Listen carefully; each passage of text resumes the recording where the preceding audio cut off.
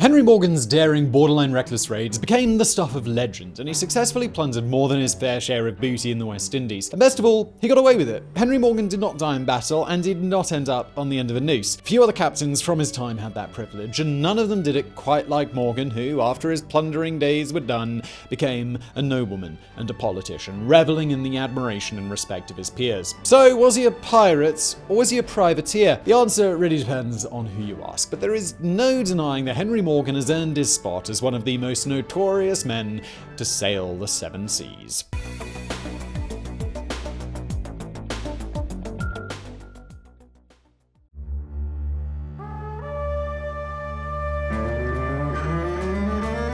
Henry Morgan's early life is very obscure, although most sources indicate that he was born circa 1635 in the Welsh town of Llanrumney, which today is a suburb of Cardiff. We know little else about his upbringing, although a contemporary of the pirate named Alexandre Exquemelin claimed that Morgan came from a wealthy farming family, but that he had no interest in that life, which is why he became a sailor. Exquemelin will serve as one of our main sources for the life of Henry Morgan, and he is quite distinctive in that regard. Not only was he a contemporary of the Welsh pirates, but he actually served on Morgan's ship and was an eyewitness to many of his exploits. You'd think that would make him one of the most credible sources we've ever had on Biographics, but he was actually sued for libel by Henry Morgan, who claimed that he made up or exaggerated certain stories in his book, History of the Buccaneers of America, in order to make Morgan appear more murderous and cruel. Well, if we're being technical, Morgan actually sued the publisher of the English translation of the book, but the point is that he won. However, the matter was settled out of court, so whether or not Exquemelin's statements were true was never established with certainty. We're going to assume that most of what Exquemelin said about Henry Morgan was true, even if he did embellish certain parts. In this case, Morgan left his old life behind sometime during the mid-1650s and travelled to an English port city, from where he boarded a ship to Barbados in the West Indies. When he arrived there, he was sold as an indentured servant for a period of 3 years. This is just one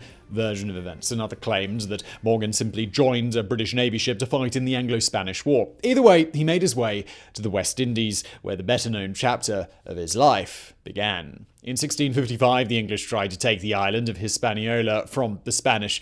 They failed, but they did manage to take Jamaica with an assist from the Buccaneers. We should mention at this point that although nowadays we use terms like pirate, privateer, and buccaneer interchangeably, back then they did mean slightly different things, and it's worth knowing the difference since Henry Morgan served as all three at various times. We're all familiar with pirates. They had no loyalty to any government or king. They operated outside of the law and attacked whoever struck their fancy. Privateers, on the other hand, were basically state-licensed pirates. They received something called a letter of marque from the Admiralty or a governor, and this allowed them to raid certain ships, which usually belonged to another nation that they were currently at war with. The privateer captain had to secure his ship and crew out of his own pocket, and he had to send a share of the spoils to his government, but he was not breaking the law, and he had no fear of legal reprisals. In fact, some of history's most successful privateers, such as Francis Drake, someone we've already covered here on Biographics, you can check out the video if you haven't seen it, were regarded as heroes back home. Finally, we have Buccaneers, who were actually a very specific subgroup of sailors who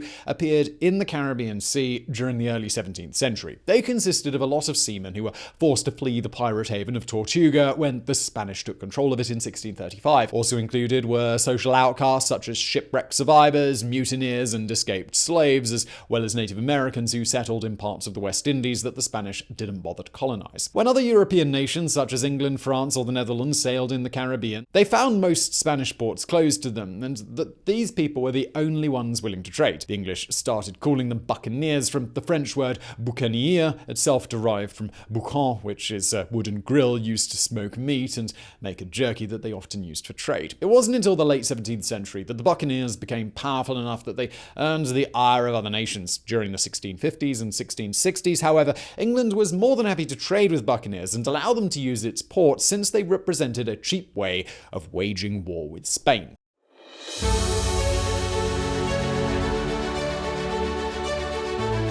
Once Henry Morgan was settled in the West Indies around the mid-1650s, he began his career as a privateer, although the exact details are a bit uncertain. It's generally believed that he sailed under Christopher Myngs, an English naval officer who assembled a large fleet of buccaneers and raided Spanish merchant ships. Exquemelin mentions that Morgan and his comrades took part in 3 or 4 such voyages before they raised enough money to buy their own ship. Around 1660, Henry Morgan, who was still in his mid-20s, was made captain of his first vessel. He proved to be a very good one too, as he went marauding off the coast of Campeche in the Gulf of Mexico and captured several prizes there. His success brought him to the attention of Edward Mansvelt, a Dutch buccaneer who was one of the head honchos in the area, and he was impressed with Morgan's skill, so he asked the young captain to join his fleet, even making him a vice-admiral. At the height of his power, Mansvelt allegedly commanded 15 ships with 500 men. In 1664, he used this force to capture an island named Santa Catalina from Spain. It was not very big, but it had an easily fortified harbour, and the Spanish had already built a fort there.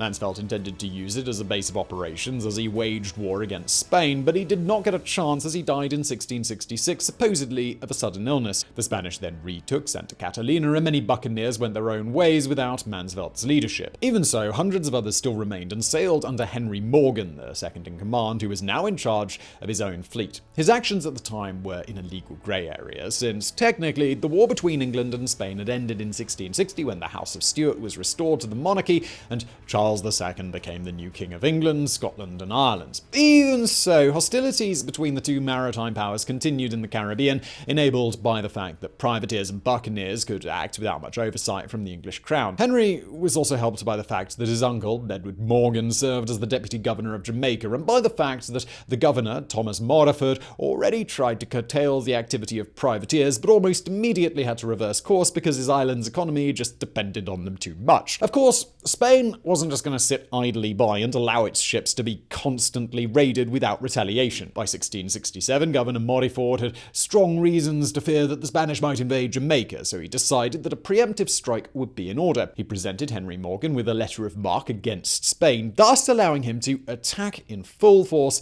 even though they were not at war at the time. And almost immediately, Morgan exceeded his authority by raiding the town of Puerto Príncipe in Cuba, today known as Camagüey. His letter of marque only allowed him to attack Spanish ships, but towns made for very alluring targets since they were often easier to plunder, especially if caught off guard. This is the main reason why some scholars have dismissed the notion that Henry Morgan was a privateer and simply label him a pirate, since he often acted outside of his remit. Initially, the captain wanted to attack Havana, believing that a surprise attack would allow them to arrive in the city, plunder it, and leave before the Spanish had time to reach their positions inside the fort. However, he was dissuaded from this course of action on the grounds that Havana was too heavily fortified, and even a large fleet such as his would sustain heavy casualties. Instead, Morgan settled on Puerto Príncipe. As an excuse for his actions, he sent word to the governor that he found evidence of an invasion against Jamaica being organized there. In reality, at least according to Exquemelin, there was a man in Morgan's crew who suggested Puerto Príncipe, claiming that there was money there since Havana merchants did a lot of business in that town, and because it was some distance inland, so there was no fear of raiders, so it wasn't heavily defended. Even though it made for an easy target, the raid on Puerto Príncipe didn't go very well. First off, there was a Spanish prisoner aboard Morgan's ship who learned of their plan. He managed to escape during the night and reach Puerto Príncipe in time to warn the locals, who then sent most of their riches away and then chopped down trees and set up small ambushes on the road to slow down the raiding party. Inevitably, though, the fighting started, at which point the Spanish villagers proved to be no match for the battle-hardened Buccaneers. The skirmishes lasted for about 4 hours, ending in a decisive victory for Morgan's crew, who suffered only a few casualties. Afterwards, the locals were locked up in the churches while the pirates plundered their town. At this point, according to Exquemelin, Morgan starved and tortured the townsfolk in order to get them to surrender their riches. Eventually, he agreed to allow a few of them to leave the town and travel to another city to secure a ransom for the release of his prisoners, but he soon discovered that he had been deceived. Instead of getting the money, the townspeople were delaying him as long as possible, as the governor of Santiago was sending an army to Puerto Príncipe. Left no other choice, Morgan carried what little plunder he had aboard his ships and departed the town before the reinforcements arrived. And if that was not bad enough, he also had to contend with a possible riot following an argument between an English and a French privateer, which resulted in the Englishman killing the Frenchman. To show that he did not play favourites, Morgan had the English sailor chained up and delivered him to stand trial in Jamaica, where he was hanged. Even so, the French were still unhappy sailing under Henry Morgan's command, and most of them, around 200 men in all, left his fleet soon after and went back to Tortuga.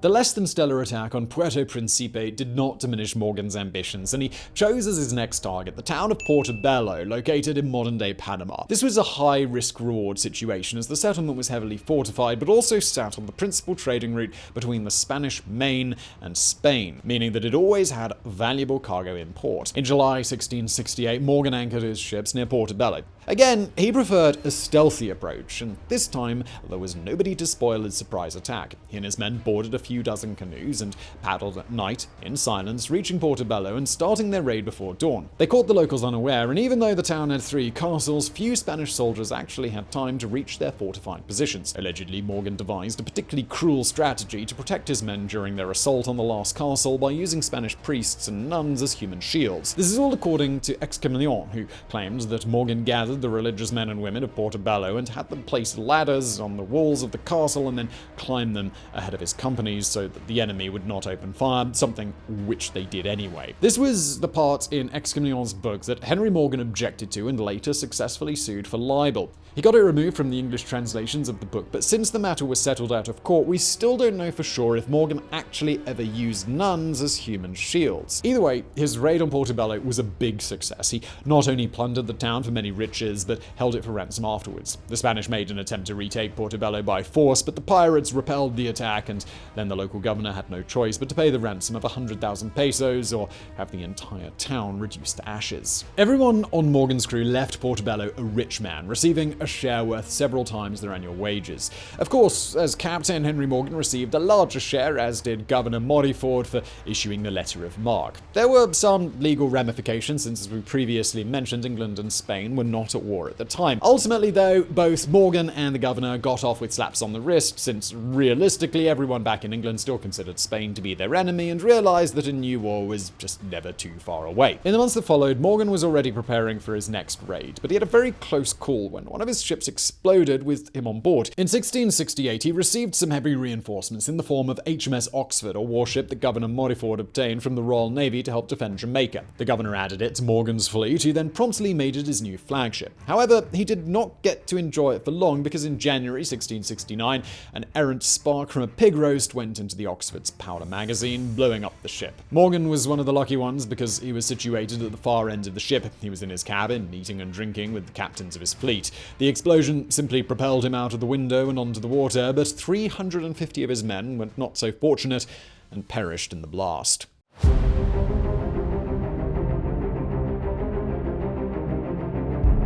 Clearly, with almost half his crew dead, Morgan needed to reassess the situation. Initially, he wanted to attack Cartagena de Indias, one of the biggest port cities on the Spanish Main, located today in Colombia, but now that was off the table. Instead, he decided to repeat the raiding route that French pirate François L'Olonnais did 2 years earlier in Lake Maracaibo, a tidal bay in modern-day Venezuela. This involved 2 main targets, the city of Maracaibo itself and the town of Gibraltar, not to be confused with Gibraltar in the Iberian Peninsula. First came Maracaibo, which did not prove to be difficult since it had been mostly abandoned. The privateers spent a few weeks in the city, time during which they took everything of value that was left behind. They also scoured the nearby jungles, knowing that some of the locals would not have traveled very far. They were then brought back to Maracaibo, where they were tortured to reveal the locations where they hid their valuables. Afterwards, Morgan sailed across Lake Maracaibo to Gibraltar, where he encountered heavier resistance, but nothing that posed a serious threat. He spent a few more weeks there, but when he wanted to leave, he discovered that he had been trapped. 3 Spanish warships under the command of Don Alonzo del Campo y Espinosa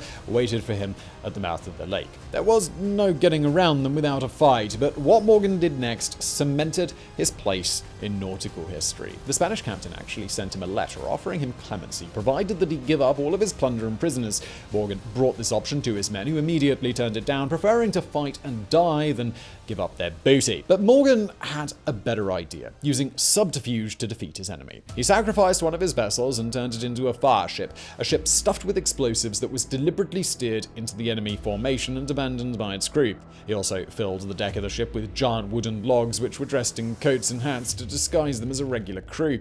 The plan worked. On April the 30th, 1669, the pirates launched their attack. The Spanish did not spot the deception until it was too late, and the fire ship plowed straight into Espinosa's flagship, the Magdalena, which was destroyed. But that was not the end, as one of the remaining two warships was run aground in the chaos, while the other one was taken over by the Buccaneers and added to Morgan's fleet. And so, Henry Morgan sailed out of Lake Maracaibo and into legend as one of the most daring pirates in history.